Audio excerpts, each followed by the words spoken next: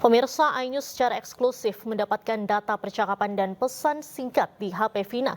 Hasil ekstraksi data pada HP Vina ini menunjukkan masih ada percakapan dengan Mega pada pukul 22.05 waktu Indonesia Barat. Berbeda dengan keterangan Suroto, saksi yang menemukan Vina dan Eki di jembatan Kepompongan mengatakan melihat kedua korban tergeletak di dekat jembatan sekitar pukul 22.15 waktu Indonesia Barat. Dari data SMS di ponsel Vina ditemukan bahwa Vina masih berkomunikasi dengan teman dekatnya Mega pada pukul 15.14 UTC atau pukul 22.14 jika dikonversikan ke waktu Indonesia Barat. Dalam pesan yang dikirimkan oleh Vina, ia menanyakan keberadaan Mega. Percakapan ini menunjukkan pada pukul 22.14 waktu Indonesia Barat, Vina masih dalam kondisi hidup dan sehat. Sementara itu, dari percakapan yang terungkap dari hasil ekstraksi SMS di HP milik Vina menunjukkan bahwa Vina, Mega, dan Widi berteman dekat.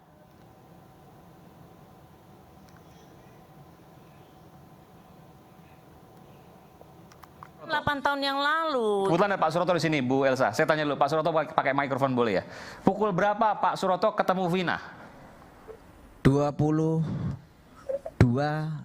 kurang lebih 15 menitan. Oke, ini tepat juga ini. Masih ingat? Kok bisa ingat? Tepat betul. Dari mana? Betul.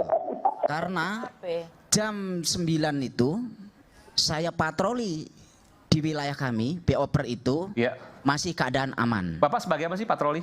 Saya di pemerintahan desa waktu itu jabat kasih pemerintahan. Mandor. Mandor, oh keamanan Mandor juga ya? Polisi desa gitu panggilan. Polisi desa, Betul. oke. Jadi patroli 22.15 itu. Ya, karena Lihat jam waktu itu, oh ada Vina, ada laki-laki perempuan, waktu itu pemikirannya kecelakaan ya. betul. Sekitar 22.15. Betul. 15, oke. Tapi dikuatkan tadi menurut Bu Elsa dengan saksi lainnya. Ya, saksi lainnya juga ada di dalam berkas, dalam putusan itu ada Supardi ya. Siapa itu Supardi, Pak?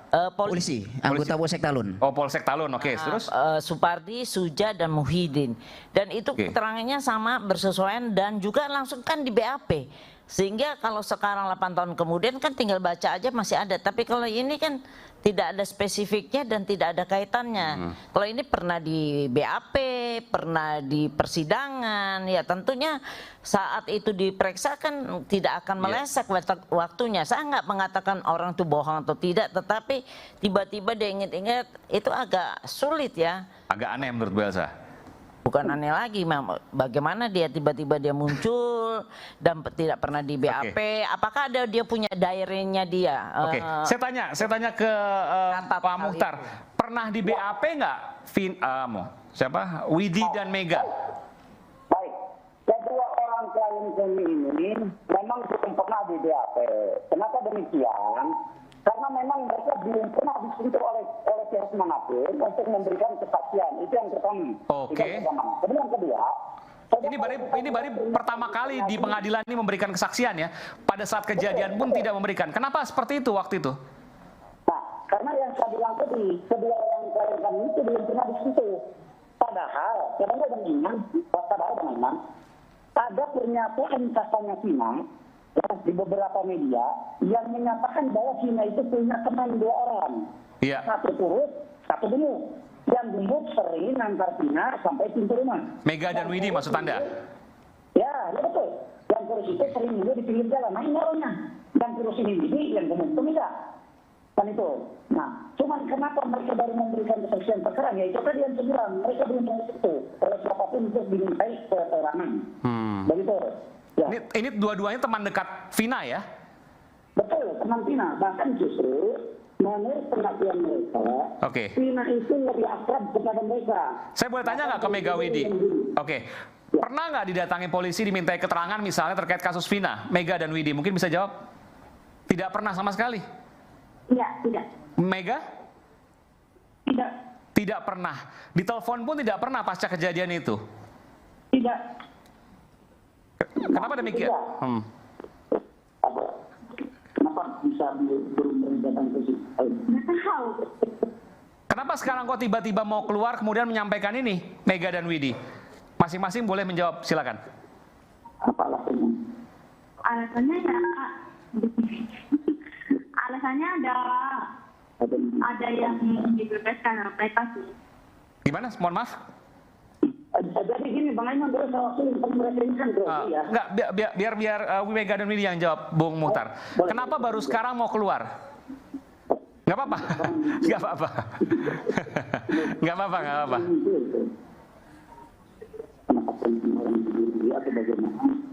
Kalau misalkan sih saya hanya maksud itu kasihan yang mungkin salah udah begitu aja. Kasihan apa? Kasihan apa, Bung Muhtar?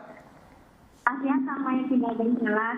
Kasihan sama yang tidak bersalah yang ada di penjara maksudnya? Iya. Oke, Mega? Mungkin kalau misalkan dari pertama kali itu karena satu kakaknya Vina, Mbak Nek itu baru menyebut sama Mega sama Widi, sedangkan dari dulu tidak pernah menyebut. Nah baru terus ada pihak Pak Reza Indragiri itu menghubungi. Nah baru saya sama Widi itu baru berani speak up. Oh. Selama 12 tahun itu kita tidak berani speak up karena kita itu orang kecil. Oh, Pak Reza Indragiri sempat menghubungi ya, psikolog forensik. Apa yang disampaikan Bung Reza? Hanya ngobrol-ngobrol aja Kak. Kalau Oke. misalnya kita speak up mesti takut pikirannya tahu atau apa orang kita mah orang kecil. Oke, awalnya waktu kejadian ini rame-rame, mungkin ini kan kejadian udah sekian bulan, udah 2 bulan mungkin lebih ya. Itu pengen ngomong nggak sebenarnya waktu itu? Karena menyatakan bahwa ada sesuatu yang janggal menurut Mega dan Widi ya. Menurut yang lain belum tentu. Pengen ya, Gimana? pengen saya ngomong. Tapi takut. Takut. Oke, Mega takut, Widi juga takut waktu itu. Iya takut. Disangkanya nanti fitnah. Fitnah. Kalau sekarang ada orang menyatakan loh, Mega dan Widi fitnah tuh. Apa yang Mega Widi sampaikan soal itu? Tudingan-tudingan seperti itu. Kalau saya sih ya menyampaikan apa adanya, yang saya tahu, yang saya alami. Oke, Mega? Ya sama Kak, kalau saya nih, kalau yang begini ya udah ceritanya begini, nggak mau saya lebihin, kalau mau saya kurangi Kak. Dan Mega dan Widi tadi kan disumpah di pengadilan, betul ya? Ya betul Kak. Dan itu sebenar-benarnya yang Mega Widi sampaikan. Tidak ada kebohongan sedikit pun. Tidak Pak.